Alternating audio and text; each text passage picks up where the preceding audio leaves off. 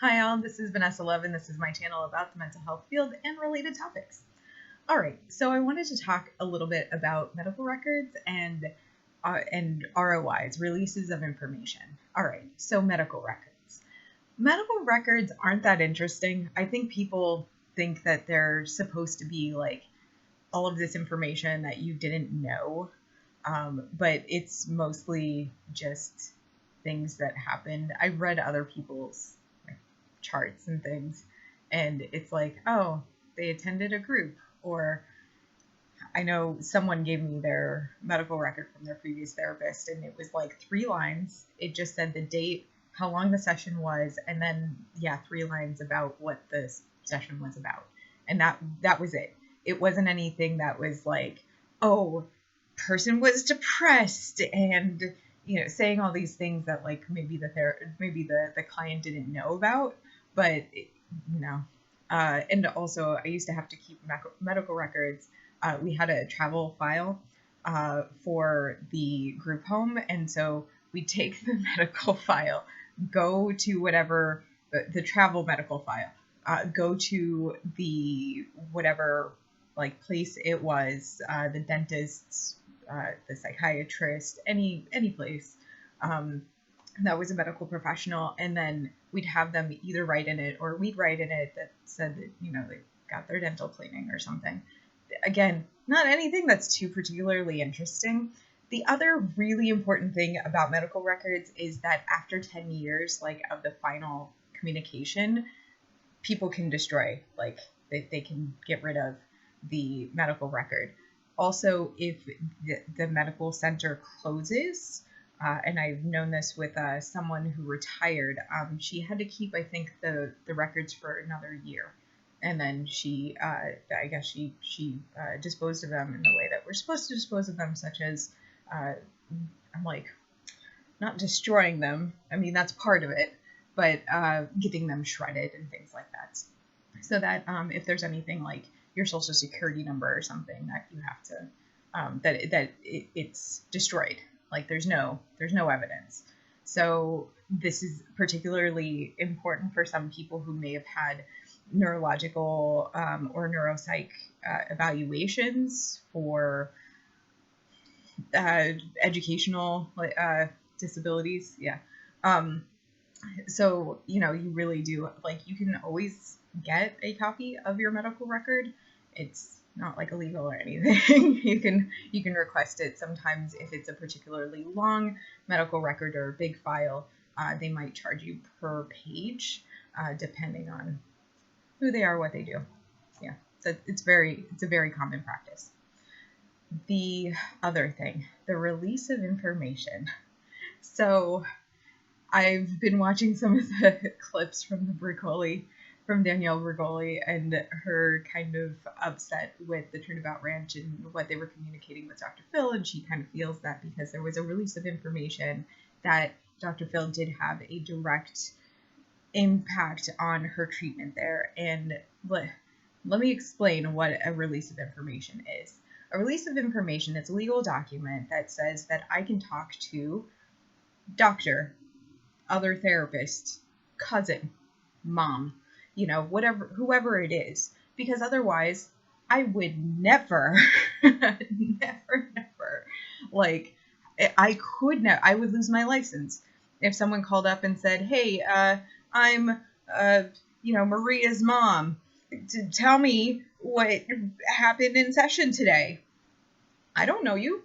I don't know this phone number. I don't know. I do not, I cannot confirm or deny any client. Nope. But if there's a release of information that says, I can talk to Maria's doctor or something, then all right, we get to have a phone call, and I get to say, here's what we're working on. This is a patient. I have to fax over the release of information, because I can't just call and say, hey, I'm Maria's therapist. I'm going to give you information, because that would also be illegal.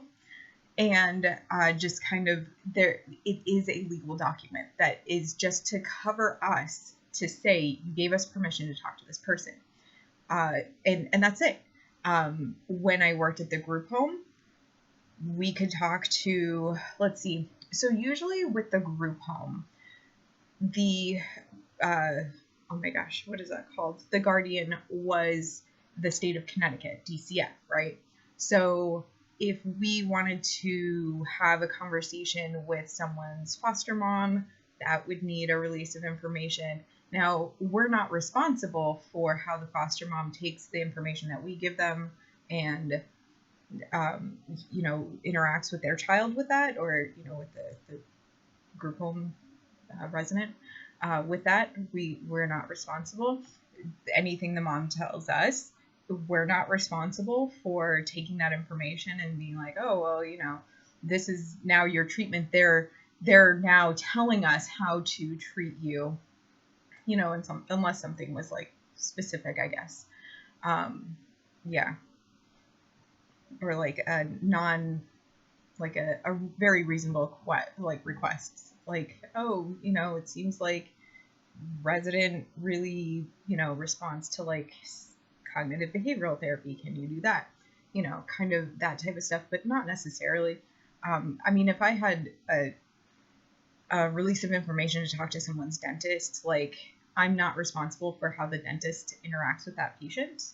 I can be like, oh, well, we're working on coping skills to make sure that they don't have dental, stuff. But at the same time, or dental anxiety, but at the same time, like, I don't have to have that at all because my client is my client. We're working together, So it's really funny to see someone being like, but he was directly involved. No, he was probably getting progress reports. Like, he probably wasn't like, oh, you did this. That doesn't seem right. You should do this other thing. Like, no, they're working within their program guidelines. He's just getting updates. And they did not have to sign that. I understand that, like, maybe under distress or whatever, like, they just signed a bunch of legal documents, was like, yeah, okay. But at the they never had to, to sign that to say that any information was being released to Dr. Phil. He could have had a conversation with the mom. Yeah. Like, it was not a necessity. And it also I don't feel like it would have impacted any of the treatment that was received, because there's already a program available, so like they're working within the program. And it sounds like there was kind of a lot of people, staff members within that program. So it's kind of, sometimes it can be a little difficult to pass along information and be like, this is the way we're going, especially in an established program. So like, yeah, you wouldn't necessarily go different from the program because of someone else's suggestion, unless that suggestion was something that was like, oh, okay, yeah, like we can definitely work on that. We can do that. Yeah. So releases of information. So the other thing about releases of information is that you can have a time limit on that. You can say, my therapist and my doctor can talk, but only for the next year, or only for this week, or, whatever it is. One of my clients used to joke like, oh, I'm going to be pulled into a court case one day. And I was like, well, you could always change that to be like, they can only, talk to me for 1 hour or something. Just because like let's not take all day. And also, I don't want to reveal anything. I don't want to be forced to, or told that I have to answer anything that I don't particularly want to in a court case. And you can also decide what information you want. So with art therapy, you can say, I am willing to let you share my artwork, but I am not willing to let you say my initials or my age. That, and it's like, yeah, that's fine. You can say, you can talk to my doctor about my anxieties. You can't talk to them about what traumatic events happened in my life that, we're doing this. And everything is a need to know basis. If you give me permission to be like, yeah, you just have to like, you can say whatever it is for my health record, then I can choose which information is most relevant to that situation. And sometimes, issues that you might have with your dad or whatever, like that might not actually be relevant to your doctor. Like trying to treat you for, I don't know, let's say a leg injury or something, or like bad knees, that might not be the same, and unless that doctor is asking me about what your relationship with your parents is because they have concerns or something, then like that's that's still one of those like, well, is that a curiosity, or is that like you need to know whether or not this is being addressed? Because if it's just a curiosity, I'm not going to say anything to a doctor that I don't feel is relevant to whatever you're going through or whatever the client is going through, because again, need to know. And there's a lot that like people just really don't need to know, or like they think that other people need to know. I know some of my clients get a little bit, they lack confidence sometimes. So they're like, you should be able to talk to, this person and tell them everything. And I'm like, no, you should be. Like, you've told me these things. I'm not telling them anything that's different, like you've told me the story. It's the same story. You've said it.